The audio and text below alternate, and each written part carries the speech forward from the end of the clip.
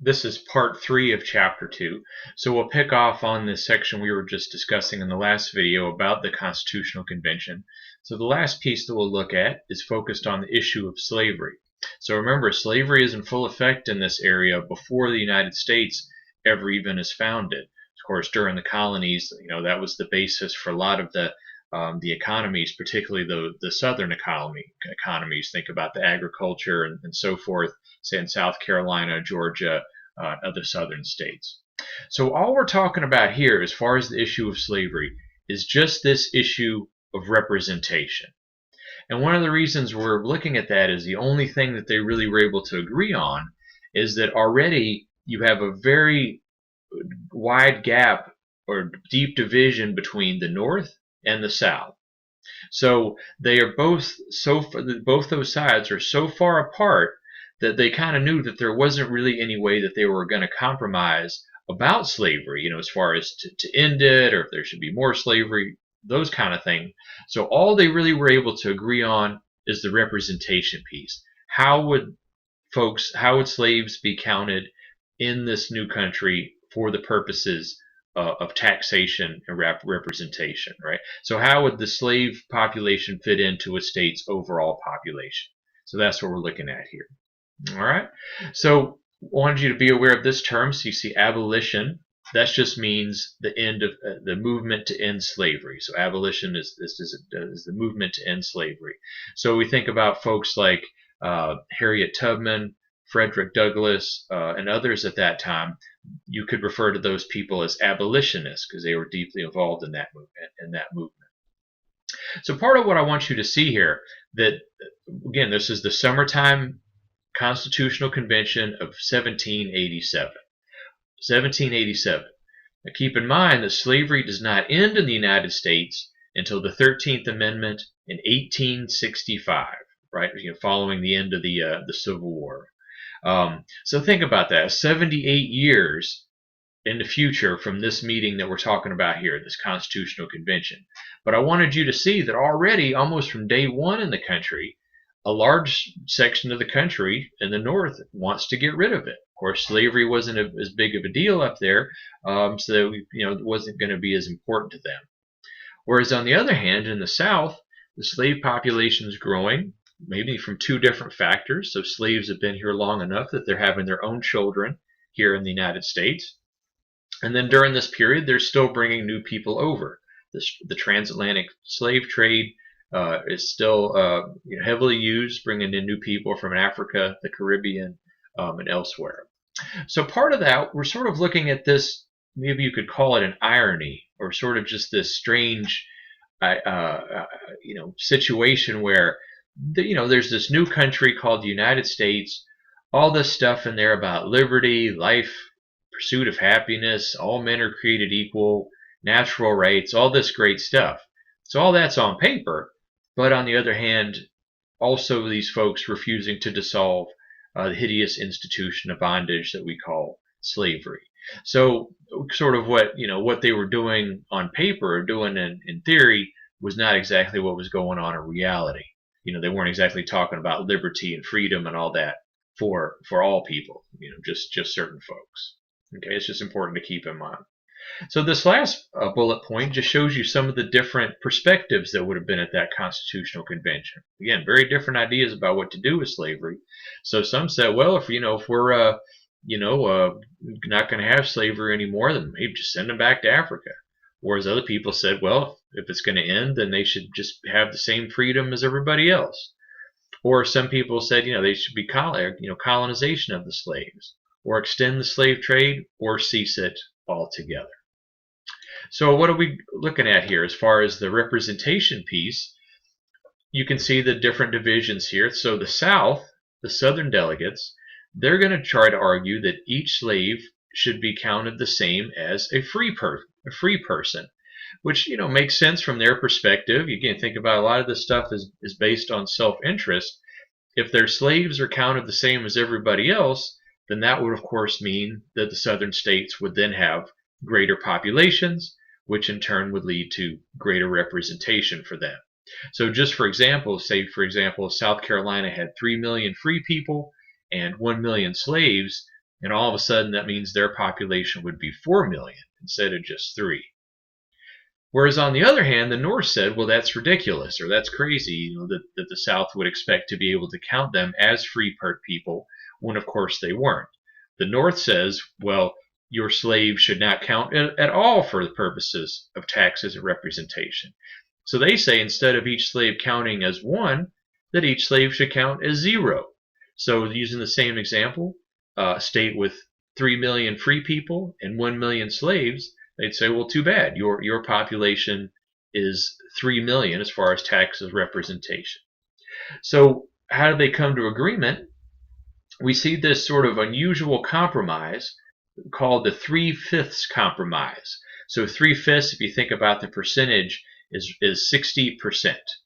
So instead of a slave being 0 on one end or 1 on the other, you can see that 3/5 is kind of in the middle.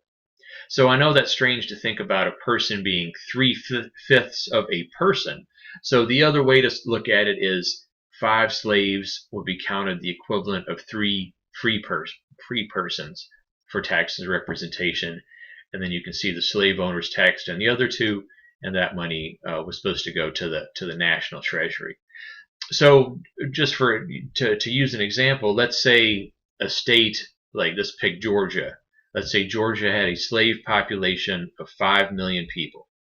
So instead of counting the full 5 million or 0, of course it'd be more in the middle, and they would count then 3 million slaves for the purposes of taxes and representation. So that's the 3/5 compromise, how they came to agreement on the issue of slavery as far as representation. So then the last piece of this, so at this meeting in 1787, they do agree to ban the slave trade in 1807. So you can see, this is an obvious instance of kicking the can down the road. So not like they're going to say, oh, we'll end it in 6 months, going to push that out 20 years, right? Which of course would be pretty far in the future at that time. So now let's switch gears a little bit. We're going to look at another important piece of the Constitution, what we call the Madisonian model. So named after James Madison, of course, is his picture here. So down the road, he becomes our 4th president. Remember, nobody is president at this time.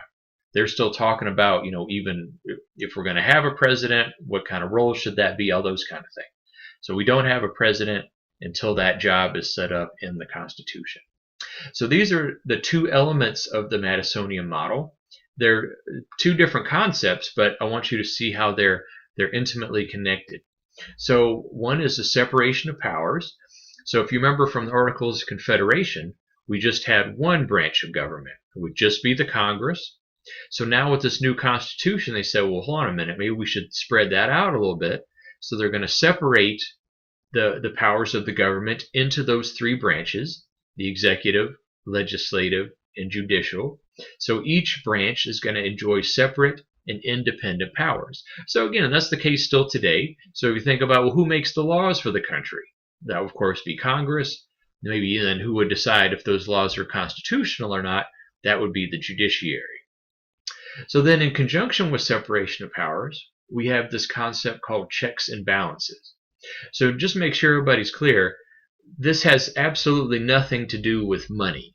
Most of the time, if you hear somebody talking about a check or a balance, you might think they're talking about a bank account. This is, on the other hand, you can think about a system of limits imposed by the Constitution, where each branch has the limited right to change or cancel acts of other branches. So a clear example that we looked at a few slides ago is that, say, for example, if Congress passes a law, that the president can then veto that law if he doesn't believe it would be good for the country. Or, for example, even if the Congress passes a law, the president signs it, the 3rd branch, the judiciary, the Supreme Court, could still call that law unconstitutional if it so ruled, and the law would not go into existence. So you can see how they're all supposed to be part of this, or all 3 of those are part of the same team. They're all part of the federal government, all part of the national government, but they do have some ways that they can kind of interfere with one another, change or cancel acts of the other branches. So then we'll keep moving forward here. So these are, again, working towards the final agreement here. So we've already talked about this one. So Electoral College. So if you were to describe the Electoral College for someone outside of the country, the easiest way to describe it would be, it's just the system that we use to elect the president. It's a system. It's a process. Most countries in the world just use what we call the popular vote, just meaning you have an election, whoever gets the most votes win. Candidate A gets 40 million votes, candidate B gets 20 million votes, then candidate A is the winner. Keep it simple.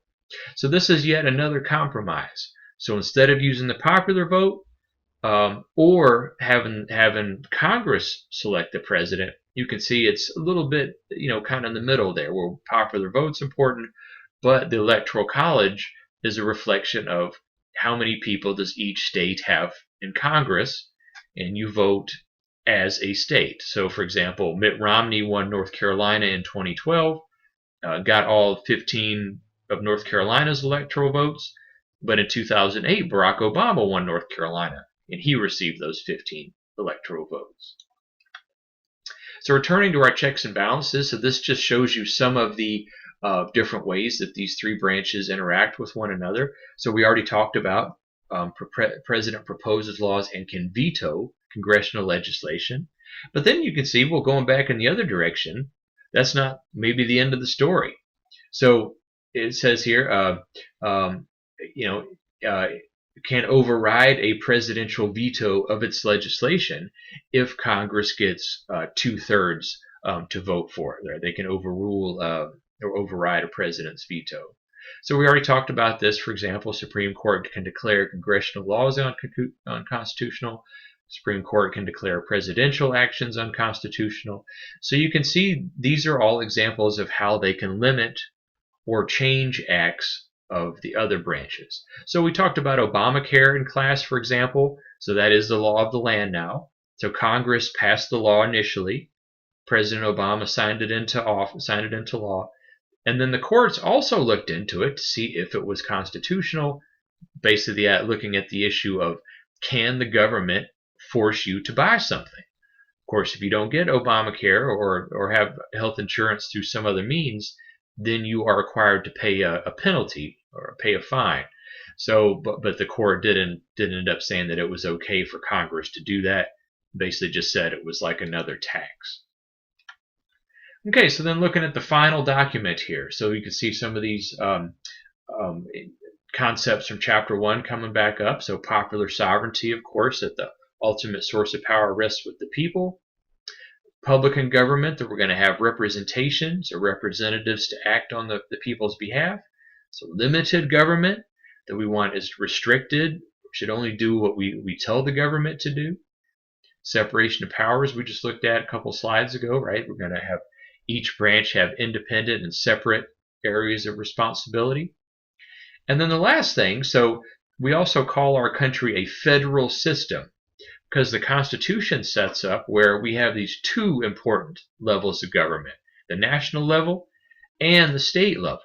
So for example, in our country, even though the president is obviously a higher level position than the governor of a state, the president can't fire a governor or something like that, right? That has to be a state level decision, not done by the national government.